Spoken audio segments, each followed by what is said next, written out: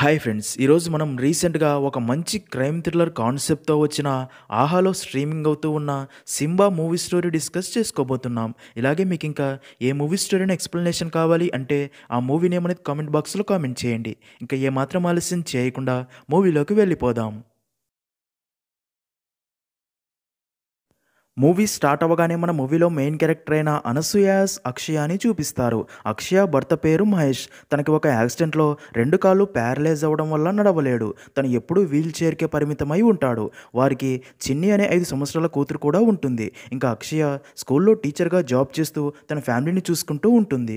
ఇక్కడే మనకు తెలిసే ఒక విషయం ఏంటంటే అక్షయకి చెట్లన్నా, జంతువులన్నా ఆ 2 కలిసి ఉండే ప్రకృతితో కూడిన అడవులన్నా చాలా ఇష్టం ఉంటుంది. అందుకే స్కూల్లో తన స్టూడెంట్స్‌కి కూడా చెట్ల యొక్క గొప్పతనం చెప్పి ప్రతి ఒక్కరూ చెట్లను పెంచాలి అని చెప్తూ ఉంటుంది. నెక్స్ట్ సీన్‌లో అలా అక్షయ స్కూల్ నుండి ఇంటికి వచ్చాక అందరూ డిన్నర్ చేశాక నిద్రపోతారు. అయితే అలా అర్ధరాత్రి సమయంలో అక్షయకి తమకి యాక్సిడెంట్ అయినట్టు కల రావడంతో ఉలిక్కిపడి నిద్రలేస్తుంది. తనని చూసిన మహేష్ అక్షయతో మళ్ళీ అదే కలనే వచ్చిందా? పడుకో అక్షయ, ఏమీ ఆలోచించకు అని చెప్తాడు. కానీ అక్షయ అదే యాక్సిడెంట్ గురించి ఆలోచిస్తూ పడుకుంటుంది. ఇంక తర్వాత రోజు ఉదయం అక్షయ స్కూల్‌కి వెళ్తూ ఉండగా సిగ్నల్ దగ్గర రెడ్ సిగ్నల్ పడి ఉండడంతో ఆగి ఉండగా అదే టైంకే ఒక వ్యక్తి కారులో వేగంగా వచ్చి వెనక నుండి అక్షయ స్కూటీకి డాష్ ఇస్తాడు. వెంటనే అక్షయకి సారీ కూడా చెప్తాడు. అయితే అక్షయ ఆ వ్యక్తిని చూడగానే సడన్గా కోపంతో రగిలిపోతుంది. ఆ వ్యక్తి కారునే ఫాలో అవుతూ వెళ్తుంది. అలా కాస్త దూరం వెళ్ళాక ఆ వ్యక్తి అక్షయ తన కారునే ఫాలో అవుతూ రావడం గమనించి ఈరోజు ఎంజాయ్ చేయడానికి మంచి ఫిగర్ దొరికింది అనుకుని కారుని తన కన్స్ట్రక్షన్ బిల్డింగ్లోకి తీసుకుని వెళ్తాడు. అక్షయ కూడా తన కారు వెనకాలే వెళ్తుంది. అలా వ్యక్తి అక్కడ కారుని ఆపి అక్షయ దగ్గరికి వచ్చి నీకు ఆల్రెడీ సారీ కూడా చెప్పాను కదా, అయినా నన్నే ఫాలో అవుతున్నావు అంటే నేను నీకు నచ్చానని అర్థమవుతుంది అని అక్షయతో మిస్బిహేవ్ చేయబోగా అక్షయకి మరింత కోపం వచ్చి ఆ వ్యక్తిని దారుణంగా కొట్టి చంపేసి అక్కడి నుండి వెళ్ళిపోతుంది. ఈ విషయం కాస్త పార్థా ఫార్మాస్యూటికల్ కంపెనీ ఓనర్ అయిన పార్థాకి తెలిసి కోపంతో రగిలిపోతాడు. ఇక్కడే మనకు తెలిసే ఒక విషయం ఏంటంటే చనిపోయిన వ్యక్తి పేరు లోకి. తను పొల్యూషన్ కంట్రోల్ బోర్డుకి చైర్మన్గా పనిచేసి సంవత్సరం క్రితమే వాలంటరీ రిటైర్మెంట్ తీసుకుని ఇప్పుడు పార్థా ఇండస్ట్రీస్కి వన్ ఆఫ్ ది బోర్డు మెంబర్గా ఉంటాడు అని. సీన్ కట్ చేస్తే ఈ విషయం తెలిసిన ఎస్ఐ తన టీంతో క్రైమ్ స్పాట్కి చేరుకుని ఆ ప్లేస్ అంతా క్లూస్ కోసం చెక్ చేస్తూ ఉంటాడు. అయితే ఈ కేసును సాల్వ్ చేయడానికి స్పెషల్ ఆఫీసర్గా ఏసీపీ అనురాగ్ని అపాయింట్ చేయడంతో అనురాగ్ క్రైమ్ స్పాట్కి చేరుకుని అక్కడ ఎస్ఐని అడిగి డీటెయిల్స్ తెలుసుకుని ఆ ప్లేస్ అంతా పరిశీలించగా అక్కడి సెక్యూరిటీ ద్వారా లోకి అప్పుడప్పుడు అమ్మాయిల్ని అక్కడికి తీసుకొచ్చి ఎంజాయ్ చేస్తుంటాడని తెలుస్తుంది. అలాగే ఆ రోజు కూడా లోకి కారు వెనకాల ఒక అమ్మాయి స్కూటీ మీద వచ్చింది అని సెక్యూరిటీ చెప్పడంతో అనురాగ్ ఎస్ఐతో ఆ చుట్టుపక్కల ఉన్న సీసీటీవీ ఫుటేజ్ అన్ని చెక్ చేయమని చెప్పి అలాగే 2 రోజులుగా లోకి ఎవరెవరికి కాల్స్ చేశాడో లిస్ట్ తెప్పించమని చెప్పి కేసు ఇన్వెస్టిగేషన్ స్టార్ట్ చేస్తాడు. ఇక్కడే మనకి ఫాజిల్ అనే వ్యక్తిని చూపిస్తారు. అయితే ఫాజిల్ ఒక న్యూస్ ఛానల్లో ఇన్వెస్టిగేటివ్ జర్నలిస్ట్గా పనిచేస్తూ ఉంటాడు. అప్పుడే ఫాజిల్ దగ్గరికి తన బాస్ వచ్చి లోకి మర్డర్ కేసులో ఏవైనా క్లూస్ దొరికాయా, అందరూ తనని ఒక అమ్మాయి చంపింది అంటున్నారు, ఆ అమ్మాయి ఎవరు అనేది మన ఛానల్లోనే మొదటగా టెలికాస్ట్ చేయాలి అనగా దానికి ఫాజిల్ అదే పనిలో ఉన్నా సార్, త్వరలోనే క్రాక్ చేస్తా అంటాడు. ఇంకా అదే ఛానల్లో పనిచేసే ఇష్టా అనే అమ్మాయి తనకు ఒక ఐటీ సంబంధం వచ్చిందని, తనకి హై ప్యాకేజ్ అని, ఇంకా తన లైఫ్ సెట్ అయ్యిందని తన కొలీగ్స్కి అదే విషయం చెప్తూ చాలా హ్యాపీగా ఫీల్ అవుతుంది. అది చూసిన ఫాజిల్ ఇష్టా దగ్గరికి వచ్చి ఐటీ ఎంప్లాయీని పెళ్లి చేసుకోవడం వల్ల ఎన్ని డిసడ్వాంటేజెస్ ఉన్నాయో చెప్పడంతో అది విన్న ఇష్టా కొంచెం డిసప్పాయింట్ అయ్యి అక్కడ నుండి వెళ్ళిపోతుంది. నిజానికి ఫాజిల్ ఇష్టాని ప్రేమిస్తూ ఉంటాడు. అందుకే మ్యాచ్ క్యాన్సిల్ కావాలని తనతో అలా చెప్పి ఉంటాడు. మరో పక్క ఇన్వెస్టిగేషన్లో భాగంగా ఏసీపీ అనురాగ్కి లోకి కాల్ లిస్ట్ చెక్ చేయగా ఆ రోజు లోకి ఎక్కువగా ఇండస్ట్రియలిస్ట్ పార్థా బ్రదర్ అయిన తీర్థతో ఎక్కువసార్లు మాట్లాడాడని తెలుస్తుంది. ఇంకా లోకి పోస్ట్ మార్టం అండ్ అలాగే అక్కడ దొరికిన క్లూస్ ఆధారంగా లోకిని అరౌండ్ 30 ఇయర్స్ గల అమ్మాయి చంపింది అని, అలాగే ఆ ఏరియా సీసీటీవీ ఫుటేజ్లో లోకి కార్ని ఫాలో అవుతూ వెళ్ళిన అక్షయాని చూస్తారు. అయితే ఫుటేజ్లో అక్షయ ఫేస్ కానీ తన స్కూటీ నెంబర్ కానీ క్లియర్గా తెలియకపోవడంతో ఆ ఏరియా చుట్టుపక్కల ఆ అమ్మాయి గురించి ఎంక్వైరీ చేయమని ఎస్ఐ అండ్ టీంతో చెప్తాడు.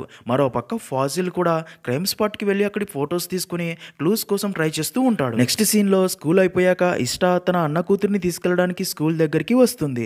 నిజానికి ఇష్టా అన్న కూతురు కూడా అక్షయ టీచర్గా పనిచేసే స్కూల్లోనే చదువుతూ ఉంటుంది. ఇక్కడే మనకు తెలిసే ఒక విషయం ఏంటంటే ఇష్టా అన్న కూతురు అలాగే అక్షయ కూతురు చిన్ని బెస్ట్ ఫ్రెండ్స్ అని. అలా అక్షయ అండ్ ఇష్టాకి కూడా పరిచయం అయి క్లోజ్ అయి ఉంటారు. ఇష్టా తన లైఫ్లో జరిగే విషయాలన్నీ అక్షయకి చెప్తూ ఉంటుంది. అలాగే తన పెళ్లి సంబంధం విషయాలు కూడా చెప్పగా అది విన్న అక్షయ ఇలా కానీ ప్రతి పెళ్లి సంబంధాన్ని ఫాజిల్ కావాలనే చెడగొడుతున్నాడు అంటే తను నిన్ను ఇష్టపడుతున్నాడు కావచ్చు, అందుకే తనని ఒంటరిగా కలిసి ఒకసారి మాట్లాడు అని అక్షయ ఇష్టాకి చెప్తుంది. అది విన్న ఇష్టా కూడా బాగా ఆలోచించి ఒకరోజు ఫాజిల్ని కలిసి అదే విషయం గురించి అడిగి అలా ఇద్దరు ఒకరికొకరు నచ్చడంతో ఇద్దరు హక్ చేసుకుని చాలా హ్యాపీగా ఫీల్ అవుతారు. సీన్ కట్ చేస్తే ఏసీపీ అనురాగ్ లోకి కేసులో భాగంగా తీర్థాన్ని కలవడానికి వెళ్ళి తీర్థాన్ని కలిసి లోకి చనిపోవడానికి ముందు నీకు కాల్ చేశాడు కదా, ఎందుకో చెప్తారా అని అడగ్గా దానికి తీర్థ బాలీవుడ్లో కొత్త హీరోయిన్ వచ్చిందంట, దాన్ని బుక్ చేయమన్నాడు, కానీ అది వచ్చేలేపే వీడు చచ్చాడు అని చెప్తాడు. ఇంకా అప్పుడే తీర్థ దగ్గర పనిచేసే ధరణికి ఫోన్ రావడంతో ఫోన్ మాట్లాడుకుంటూ టాయిలెట్స్ వైపు వెళ్తాడు. అయితే అక్కడే ఉన్న ఫుడ్ కోర్ట్కి తన ఫ్యామిలీతో పాటు వచ్చిన అక్షయ ధరణిని చూడగానే కోపంతో రగిలిపోయి ధరణిని ఫాలో అవుతూ వెళ్తుంది. అయితే ధరణిని అక్షయ ఫాలో అవుతూ వెళ్ళడం అక్కడే ఉన్న ఫాజిల్ చూసి వారి వెనకాలే వెళ్తాడు. అలా ధరణి టాయిలెట్స్లోకి వెళ్ళగా అక్షయ అండ్ ఫాజిల్ కూడా లోపలికి వెళ్తారు.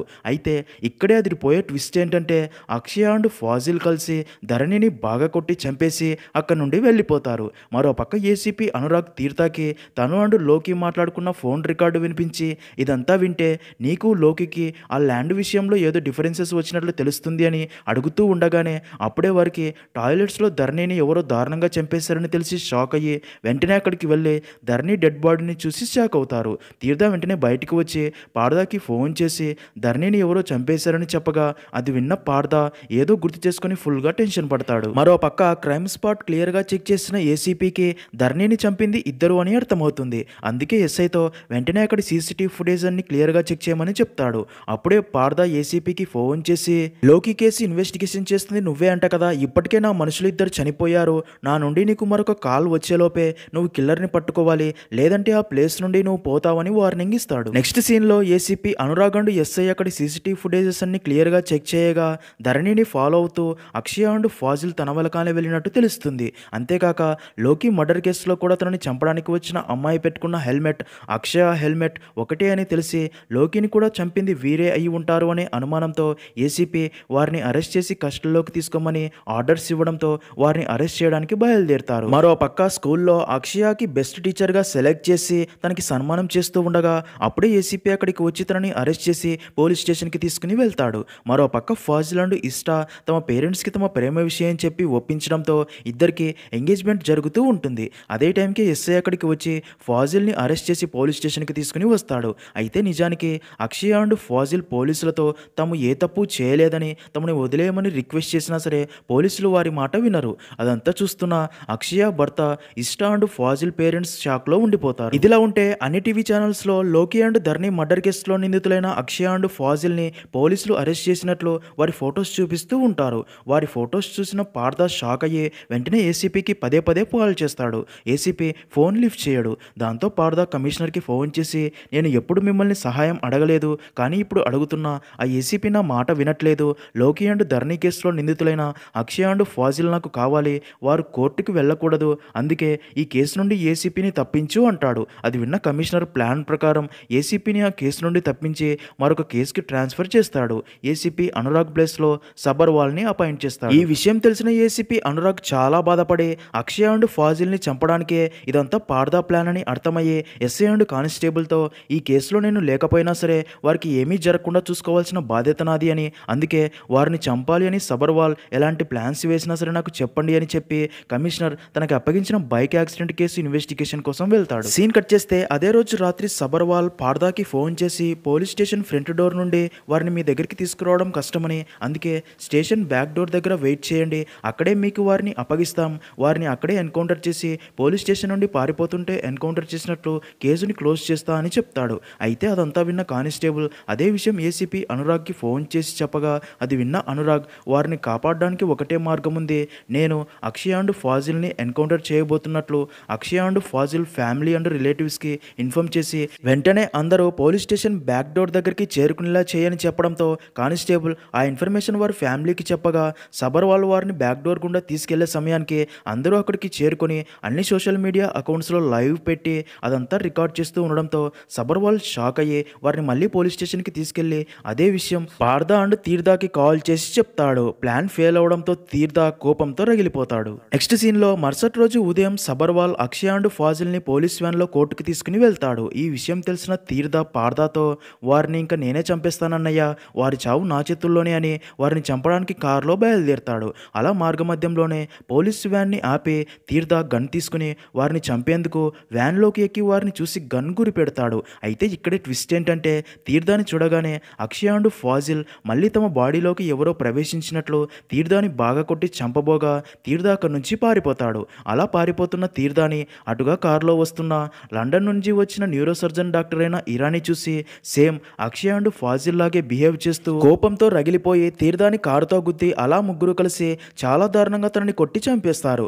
అప్పుడే అక్కడికి వచ్చిన పోలీసులు అదంతా చూసి షాక్ అయ్యి వారిని అరెస్ట్ చేసి పోలీస్ స్టేషన్కి తీసుకెళ్తారు. సీన్ కట్ చేస్తే అక్షయ, ఫాజిల్ అండ్ ఇరానీ కలిసి తీర్థాన్ని చంపుతున్న వీడియో అన్ని టీవీ ఛానల్స్లో టెలికాస్ట్ చేస్తూ ఇదే న్యూస్ చూపిస్తూ ఉంటారు. ఆ వీడియో చూసిన అక్షయ, ఫాజిల్ ఫ్యామిలీస్ ఎంతో సైలెంట్గా ఉండేవారు ఇంత దారుణంగా మర్డర్స్ చేయడం చూసి షాక్ అవుతారు. మరోపక్క డీజీపీ ఈ కేసు గురించి తెలుసుకుని ఏసీపీ అనురాగ్ ఇన్వెస్టిగేషన్ చేస్తున్న ఈ కేసు నుండి తనని తప్పించాడు అని కమిషనర్ అండ్ సబర్వాల్ని 3 నెలలు సస్పెండ్ చేసి ఏసీపీ అనురాగ్కి మళ్ళీ ఈ కేసుని అప్పగించడంతో అనురాగ్ అక్షయ, ఫాజిల్ అండ్ ఇరానీలను సపరేట్గా ఇన్వెస్టిగేషన్ చేస్తూ ముగ్గురు కలిసి తీర్థాన్ని చంపిన వీడియో చూపించి తనని ఎందుకు చంపారని అడగ్గా ఆ వీడియో చూసిన ముగ్గురు షాక్ అయ్యి అసలు తమకి ఏమీ గుర్తులేదని ఇంత దారుణంగా మేము ఒక వ్యక్తిని చంపలేము అని చాలా ఎమోషనల్ అవుతారు. ముగ్గురు అదే విషయం పదే పదే చెప్పడంతో ఏసీపీ అనురాగ్కి ఏమీ అర్థం కాక వారిని కోర్టులో ప్రవేశపెట్టగా నిందితులు ఎలాంటి నిజాలు చెప్పకపోవడంతో జడ్జి పోలీసులకి సైకియాట్రిస్ట్ని నియమించుకుని నిందితుల నుండి నిజాలు రాబట్టమని ఆర్డర్స్ ఇవ్వడంతో ఏసీపీ అనురాగ్ అనుజ అనే సైకియాట్రిస్ట్ని కలిసి కేసు గురించి పూర్తిగా వివరించగా అనుజ పర్సనల్గా ముగ్గురిని కలిసి కొన్ని ప్రశ్నలు అడిగి తెలుసుకుంటుంది. వారు చెప్పిన సమాధానాలు బట్టి అనుజాకి తెలిసే విషయం ఏంటంటే ఆ ముగ్గురికి తమకి తెలియకుండానే తమ హ్యాండ్స్ రియాక్ట్ అవుతూ ఉంటాయని, రీజన్స్ ఏంటో తెలియదని తెలుసుకోవాలని చూసిన సమ్ బ్లాంక్ స్పేస్ కనిపిస్తుంది, తాము స్లోలో లేకుండా కొంత సమయం మిస్ అయిన ఫీలింగ్ కలుగుతూ ఉంటుందని చెప్తారు. ఇంకా తమ ముగ్గురికి ఒకరితో ఒకరికి అస్సలు పరిచయం లేదని, అసలు అంత దారుణంగా తనని ఎలా చంపామో తమకేమీ గుర్తులేదని చెప్తారు. తనని చూడగానే తమ మైండ్ తమ కంట్రోల్లో లేకుండా పోయిందని, ఇలా దాదాపుగా 1 సంవత్సరం నుండి జరుగుతుందని ముగ్గురు చెప్తారు. అదంతా విన్న అనుజ బయటికి రాగా అదంతా చూసిన ఏసీపీ తనతో అదేంటి మేడం ముగ్గురు ఒకేలా ఒకే టైం పీరియడ్ చెప్తున్నారు అనగా దానికి అనుజ అదే నాకు కూడా అర్థం కావటం లేదని బాగా ఆలోచించి నేను వారి మెడికల్ హిస్టరీ చెక్ చేయాలి అంటుంది. అది విన్న అక్కడి ఎస్ఐ తనతో మెడికల్ హిస్టరీకి ఈ కేసుకి సంబంధం ఏంటి మేడం అని అడగ్గా దానికి అనుజ గూగుల్ హిస్టరీ నువ్వు ఎలాంటి వాడివో చెప్తుంది, మెడికల్ హిస్టరీ నువ్వేంటో చెప్తుంది, వెంటనే ఆ ముగ్గురి మెడికల్ హిస్టరీ తెప్పించండి అని. సీన్ కట్ చేస్తే ఏసీపీ అనురాగ్ అక్షయ, ఫాజిల్ అండ్ ఇరానీ ఫ్యామిలీకి ఫోన్ చేసి ఆ ముగ్గురి మెడికల్ రిపోర్ట్స్ అన్నీ తెప్పించి అన్నీ చెక్ చేస్తారు. అలా అక్షయ మెడికల్ హిస్టరీ చెక్ చేయగా తను హెల్త్ పరంగా పూర్తిగా నార్మల్ అని, కాకపోతే 1 సంవత్సరం క్రితం జరిగిన ఒక మేజర్ యాక్సిడెంట్లో అక్షయ తన కళ్ళు, తన భర్త కాళ్ళు కోల్పోయారని, తర్వాత అక్షయకి ఐ ట్రాన్స్ప్లాంటేషన్ జరిగిందని, ఆ యాక్సిడెంట్లోని ఆపోజిట్ వెహికల్లోని ఇద్దరు స్పాట్లోనే చనిపోయారని, ఇప్పుడు అక్షయ దగ్గర ఉన్న పాప వారి సొంత కూతురు కాదని ఆ చనిపోయిన వారి కూతురే అని తెలిసి షాక్ అవుతారు. తర్వాత ఫాజిల్ మెడికల్ హిస్టరీ చెక్ చేయగా తనకి కూడా 1 సంవత్సరం క్రితం అదే టైంకే హార్ట్ ట్రాన్స్ప్లాంటేషన్ జరిగిందని తెలుస్తుంది. ఇంకా ఇరానీ మెడికల్ హిస్టరీ చెక్ చేయగా అక్షయకి ఐ ట్రాన్స్ప్లాంటేషన్, ఫాజిల్కి హార్ట్ ట్రాన్స్ప్లాంటేషన్ జరిగిన అదే డేట్కే ఇరానీకి కూడా బోన్ మ్యారో ట్రాన్స్ప్లాంటేషన్ జరిగింది అని తెలిసి అందరూ షాక్ అవుతారు. అదంతా చూసిన అనుజ అక్షయకి ఐ డోనర్, ఫాజిల్కి హార్ట్ డోనర్, అలాగే ఇరానీకి బోన్ మ్యారో డోనర్ ఎవరో కనుక్కోగా ఇక్కడే రివీల్ అయ్యే ట్విస్ట్ ఏంటంటే ఆ ముగ్గురికి డోనర్ ఒక్కడే అని, తన పేరు పురుషోత్తం రెడ్డి అని. ఆ ముగ్గురు జీవన్ దాన్లో రిజిస్ట్రేషన్ చేయడం వల్ల ఆర్డర్ ప్రకారం ముగ్గురికి ఒకే రోజు ట్రాన్స్ప్లాంటేషన్కి ఒకే వ్యక్తి ఆర్గాన్స్ ట్రాన్స్ప్లాంటేషన్ జరిగిందని తెలుస్తుంది. అదంతా చూస్తున్న అనుజ ముగ్గురికి ఒకే డోనర్, ముగ్గురు ఒకేలా రియాక్ట్ అవుతున్నారు, అసలు ఇంతకీ పురుషోత్తం రెడ్డి ఎవరో తెలుసుకోవాలి అని తన అడ్రస్ కొనుక్కుని ఏసీపీ అండ్ తన టీంతో ఆ అడ్రస్కి బయలుదేరుతారు. ఇదంతా చూసిన పోలీస్ స్టేషన్లోనే ఉన్న ఒక పోలీస్ ఆఫీసర్ పార్దాకి ఫోన్ చేసి అదే విషయం చెప్పగా పార్దా పురుషోత్తం రెడ్డి పేరు వినగానే షాక్లో ఉండిపోతాడు. మరోపక్క ఏసీపీ అండ్ అనుజ పురుషోత్తం రెడ్డి ఇంటి అడ్రస్కి వెళ్ళగా ఇప్పుడు తన ఇల్లుని ఎన్జిఓ ఆఫీస్గా చేంజ్ చేసి ఉంటారు. ఏసీపీ అక్కడే ఉన్న ఆఫీసర్ని అదే విషయం గురించి అడగ్గా దానికి ఆ ఆఫీసర్ వారితో పురుషోత్తం రెడ్డి గారు తన ఫ్యామిలీ తర్వాత ఈ ప్రాపర్టీని ఎన్జిఓ ట్రస్ట్కి వీలునామా రాశారు సార్, ఫ్యామిలీ అంతా యాక్సిడెంట్లో చనిపోయాక 1 ఇయర్ నుండి ఈ హౌస్ని మేము ఎన్జిఓ ఆఫీస్గా మార్చాము, మీకు పురుషోత్తం రెడ్డి గారి గురించి ఇంకా పూర్తి ఇన్ఫర్మేషన్ కావాలి అంటే గత 10 సంవత్సరాలుగా పురుషోత్తం గారి దగ్గర పిఏగా పనిచేసిన గోపాల్ స్వామిని కలవమని తన దగ్గరికి తీసుకుని వెళ్తారు. నెక్స్ట్ సీన్లో అలా ఏసీపీ అండ్ అనుజ వెళ్ళి స్వామిని కలిసి పురుషోత్తం రెడ్డి గురించి అడగ్గా దానికి స్వామి అక్కడే ఉన్న పురుషోత్తం రెడ్డి అండ్ తన భార్య తులసి సమాధులు చూపించి రేపే రెడ్డి గారి వర్ధంతి, తనకి చెట్లంటే ప్రాణం, ఈ అడవంతా సృష్టించింది ఆయనే, చెట్టుకి ఆయనకి చాలా దగ్గర పోలికలు ఉన్నాయి, మదర్ నేచర్కి మరొక రూపమే రెడ్డి గారు, ఎక్కడ చెట్టుని నరకాలి అని వేటుపడితే అక్కడ తన అడుగు పడేది, ఐఏఎస్ వస్తే వదులుకుని ఇండియన్ ఫారెస్ట్ సర్వీస్ తీసుకున్నారు, ప్రకృతిని కాపాడుతూ ప్రజల చేత ఫారెస్ట్ మ్యాన్ అనిపించుకున్నారు, అడవికి రారాజు ఆ సింగమైతే ఈ అడవిని పచ్చగా ఉండేలా కాపాడేవాడే మా సింబా అని జరిగింది చెప్పడం స్టార్ట్ చేస్తాడు. ఇక్కడే స్టోరీ ఫ్లాష్ బ్యాక్ లోకి వెళ్తుంది. ఒక రోజు ఒక రౌడీ తన గ్యాంగ్ తో కలిసి అడవిలోని చెట్లని నరుకుతున్నాడు అని తెలిసిన పురుషోత్తం వెంటనే అక్కడికి చేరుకుని చెట్లు నరకడం ఆపమని చెప్తాడు. అయినా కానీ ఆ రౌడీ పురుషోత్తం మాట వినడు. దాంతో పురుషోత్తం తనతో చెట్లకి కూడా మనుషుల్లాగే ప్రాణం ఉంటుంది అని, ఒక చెట్టుని నరికితే ఒకరి ప్రాణం తీస్తున్నట్లు, ఒక చెట్లు సంవత్సరానికి 90,000 లీటర్ల ఆక్సిజన్ ఇస్తుంది, అదే ఒక మనిషి సంవత్సరానికి 2 లక్షల లీటర్ల ఆక్సిజన్ తీసుకుంటాడు, అంటే చెట్లు నరికి నువ్వు రోజుకి ఎంతమందిని చంపుతున్నావో తెలుసా, నీలాంటి వారు చెప్తే మారరు, చంపితే అయినా మార్పు వస్తుంది కదా అని ఆ రౌడీని చంపి తనని అక్కడే పూడ్చి తన సమాధిపై చెట్టు నాటి అక్కడి నుండి వెళ్ళిపోతాడు. అయితే అదంతా చూస్తున్న పురుషోత్తం భార్య తులసి తను ప్రెగ్నెంట్ అని తెలిసి తన కడుపులోని బిడ్డని చంపుకోవాలని చూస్తుంది. అది చూసిన పురుషోత్తం ఎందుకిలా చేస్తున్నావు అని అడగ్గా దానికి తులసి, మీరు చెట్లని నరుకుతున్నారు అని, వాటిని కాపాడాలనే ఉద్దేశంతో మనుషుల్ని చంపుతున్నారు, దానివల్ల నాలాంటి ఎంతోమంది అమ్మలు బాధపడుతున్నారు, ఇది కరెక్ట్ కాదు, ఇలా చంపుతూ వెళ్తే చెట్ల నుండి వచ్చే ఆక్సిజన్ పీల్చుకోవడానికి రేపు ఒక్క మనిషి కూడా ఉండడు, మీ ఆశయం మంచిదే కానీ అది ఆగిపోకుండా ప్రేమదారిలో నడవండి అని అర్థమయ్యేలా చెప్తుంది. దాంతో అప్పటి నుండి భార్య బిడ్డ కోసం కొత్త జీవితం ప్రారంభించి ప్రేమ మార్గంలో నడుస్తూ ప్రకృతిని కాపాడుతూ మణికొండకి దగ్గరలోని నార్సింగ్ అనే ప్రాంతం మొత్తం చెట్లు పెంచుతూ ఒక ఫారెస్ట్ని క్రియేట్ చేసి అలా ఒక బార్డర్ని కాపాడే సోల్జర్లా అడవులని కాపాడుతూ ఉంటాడు. అయితే ఇలా ఉండగా ఒకరోజు రాజీవ్ రహదారిలో పొగమంచు కారణంగా పెళ్లి బస్సు లారీని గుద్ది బస్సులోని పెళ్లి కొడుకు పెళ్లి కూతురుతో పాటు అందరూ చనిపోయారు అని అన్ని టీవీ ఛానల్స్లో చూపిస్తూ ఉంటారు. అయితే ఆ యాక్సిడెంట్ గురించి తెలిసిన పురుషోత్తం అది యాక్సిడెంట్ కాదు అని, హత్య అని పురుషోత్తం చెప్పడంతో మీడియా అందరూ పురుషోత్తం ఇంటికి చేరుకుని పురుషోత్తంని మీ నోటికొచ్చిన స్టేట్మెంట్ ఇచ్చారు, ఇది విని రాష్ట్రం మొత్తం అల్లకల్లోలం అవుతుంది, అసలు ఏ ఆధారాలతో ఇది హత్య అని చెప్తున్నారని అడగ్గా దానికి పురుషోత్తం, పొగమంచు డిసెంబర్ లేదా జనవరిలో ఎక్కువగా ఉంటుంది కానీ ఇది సెప్టెంబర్ నెల, సో ఆ రోడ్డులో ఉంది ఫాగ్ కాదు స్మాగ్, ఆ దారిలో పార్థా ఇండస్ట్రీస్కి సంబంధించిన 3 కెమికల్ ఫ్యాక్టరీస్ ఉన్నాయి, వాటి నుండి విడుదల చేస్తున్న హానికరమైన పొగ వేస్ట్ మెటీరియల్స్ని గాలిలోకి వదలటం వల్ల కృత్రిమంగా ఏర్పడిందే ఈ స్మాగ్, అప్పట్లో ఢిల్లీలో జరిగిన రోడ్డు ప్రమాదానికి కారణం కూడా ఈ స్మాగే, ఇలా ఎప్పటికైనా జరుగుతుంది అనే ఆ 3 కెమికల్ ఫ్యాక్టరీస్ మీద చర్యలు తీసుకోవాలి అని 2 సార్లు పొల్యూషన్ కంట్రోల్ బోర్డుకి లెటర్ కూడా రాసినా పట్టించుకోలేదని చెప్తాడు.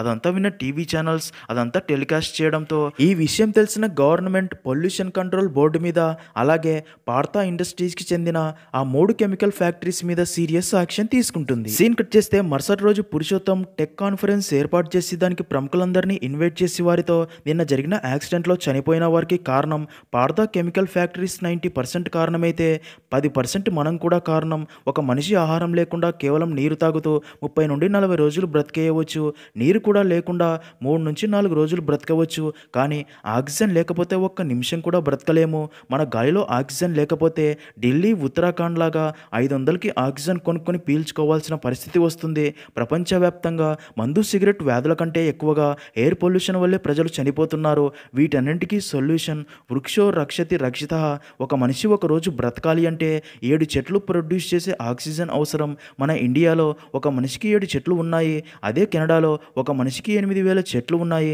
అందుకే ప్రతి ఒక్కరూ చెట్లని పెంచాలి, మనకి బ్రతుకునిస్తున్న చెట్లని మనం బ్రతికించుకుందాం, లెట్స్ బీ గ్రీన్ సోల్జర్, అప్పుడే మదర్ నేచర్ మళ్ళీ మన దగ్గరికి వస్తుంది అని మోటివేట్ చేస్తాడు. అలా అందరినీ ఇన్వాల్వ్ చేస్తున్న సమయంలోనే పురుషోత్తం గారు తన భార్య రోడ్ యాక్సిడెంట్లో చనిపోయారని, సింబా లేని అడవిని ఎలా కాపాడాలో తెలియక మేమందరం ఎప్పుడూ భయపడుతూనే ఉన్నామని అంతా చెప్తాడు. అదంతా విన్న అనుజాకి పురుషోత్తంలో ఉండే ఇవే క్వాలిటీసే ఇప్పుడు అక్షయ, ఫాజిల్ అండ్ ఇరానీలో అప్పుడప్పుడు కనిపిస్తున్నాయని అర్థమవుతుంది. అంటే పురుషోత్తం ఆర్గాన్స్, ఈ ముగ్గురికి ట్రాన్స్ప్లాంటేషన్ జరిగినప్పటి నుండి పురుషోత్తం గారి మెమరీస్ని తన ఆర్గాన్స్ ఉన్న ఈ ముగ్గురు క్యారీ చేస్తున్నారు అని, ఇంకా ఈ ముగ్గురిలో పురుషోత్తం గారు బ్రతికే ఉన్నారని క్లారిటీ వస్తుంది. అయితే వాళ్ళలో ఈ మెమరీస్ ఉన్న సంగతి ఆ ముగ్గురికి తెలియదు అని, చనిపోయిన ముగ్గురి దగ్గరికి వీళ్ళు వెళ్ళలేదు అని, వాళ్ళు యాక్సిడెంట్గా కనిపించినప్పుడే వీళ్ళు వారిపై అటాక్ చేసి చంపారని తెలుస్తుంది. అయితే ఆ ముగ్గురినే ఎందుకు సెలెక్ట్ చేసుకుని చంపారు అన్నది తెలియదు. అది తెలియాలి అంటే పురుషోత్తంది అసలు యాక్సిడెంటా లేదా ప్లాన్ ప్రకారం ఎవరైనా చంపారా తెలుసుకోవాలని ఏసీపీకి చెప్తుంది. అదంతా విన్న ఏసీపీ పురుషోత్తం చనిపోయే ముందు తనకి క్లోజ్ ఫ్రెండ్ అయిన సుబ్రహ్మణ్యం అనే వ్యక్తితోనే వెళ్ళాడు అని అని తెలిసి చాలా కష్టపడి తన అడ్రస్ కనుక్కుని అక్కడికి వెళ్ళగా ఇక్కడే అదిరిపోయే ట్విస్ట్ ఏంటంటే తీర్థ దగ్గర పనిచేసే ధరణి అంటే ఆల్రెడీ అక్షయ అండ్ ఫాజిల్ కలిసి చంపిన ధరణినే సుబ్రహ్మణ్యం అని, తన పూర్తి పేరు ధరణి సుబ్రహ్మణ్యం అని తెలుస్తుంది. అప్పుడే అక్కడికి పార్దా వచ్చి ఏసీపీని కలిసి ఇక్కడ కూడా నీకు కావాల్సిన ఎవిడెన్స్ దొరకలేదా, అయితే ఆ ఎవిడెన్స్ నేను ఇస్తాను పదాన్ని తనని పక్కకి తీసుకెళ్లి పురుషోత్తంకి బెస్ట్ ఫ్రెండ్ సుబ్రహ్మణ్యమే కానీ అని జరిగింది చెప్పడం స్టార్ట్ చేస్తాడు. ఇక్కడే స్టోరీ ఫ్లాష్ బ్యాక్లోకి వెళ్తుంది. పురుషోత్తం పార్దా కెమికల్స్ మీద కూడా కంప్లైంట్స్ ఇచ్చాక గవర్నమెంట్ సీరియస్ అయ్యి మొదట ఒక కంపెనీని క్లోజ్ చేస్తారు. ఇది తెలిసిన పార్దా అండ్ తన తమ్ముడు తీర్థకి చాలా కోపం వస్తుంది. దీనంతటికీ కారణం పురుషోత్తం అని, అందుకే తనని చంపాలని ఫిక్స్ అవుతాడు.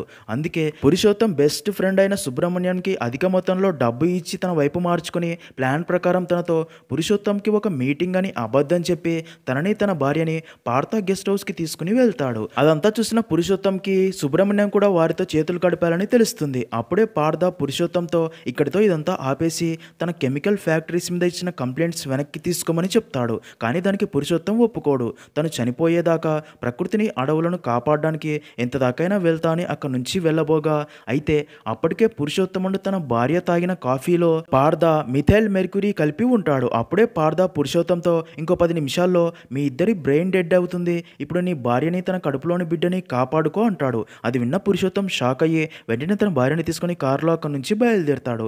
అలా కాస్త దూరం వెళ్ళగానే ఇద్దరి బ్రెయిన్ అన్కాన్షియస్ లోకి వెళ్ళడంతో కారు యాక్సిడెంట్ అవుతుంది. ఆ యాక్సిడెంట్లో ఇద్దరికి గాయాలై చావు బతుకుల్లో ఉండగా అప్పుడే వారి దగ్గరికి పార్దా, లోకి, తీర్థ అండ్ సుబ్రహ్మణ్యం వచ్చి ఇలా మా చేతులకి మట్టి అంటకూడదు అనే మీ చావుని ఇలా ప్లాన్ చేశా అని నవ్వి అక్కడి నుంచి వెళ్ళిపోతారు. అలా జరిగిందంతా చెప్పిన పార్దా వాడు నా బిజినెస్కి అడ్డు వచ్చాడనే చంపేశాను, కానీ నువ్వు నా రివెంజ్కి అడ్డొచ్చావు, నా తమ్ముడిని చంపిన వారిని చంపే ఛాన్స్ మిస్ చేశావు, ఇప్పుడు నేను చేసిన క్రైమ్స్ ఇన్వెస్టిగేషన్ చేస్తున్నావు, అందుకే నువ్వు కూడా బ్రతికి ఉండకూడదు అని నువ్వు తాగిన కాఫీలో మిథైల్ మెర్క్యూరీ కలిపి ఇచ్చానని నవ్వుతాడు. అది విన్న ఏసీపీ షాక్ అవ్వగా తన మైండ్ కూడా అన్కాన్షియస్ అవుతుంది. అప్పుడే పార్దా ఏసీపీతో నీకు ఇంకొక 10 నిమిషాలు మాత్రమే ఉంది, ఇప్పుడు నువ్వు నీ ప్రాణాలు కాపాడుకుంటావా లేక నా తమ్ముడిని చంపిన ఆ ముగ్గురిని చంపడానికి వెళ్తున్నా నన్ను ఆపి వారిని కాపాడుతావా అని నవ్వుతాడు.